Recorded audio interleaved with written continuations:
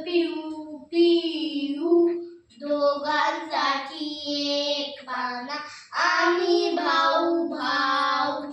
दूध पिऊन झाल्यावर तो वारा पिऊन उंडाला की माझा बाप पाठवायचा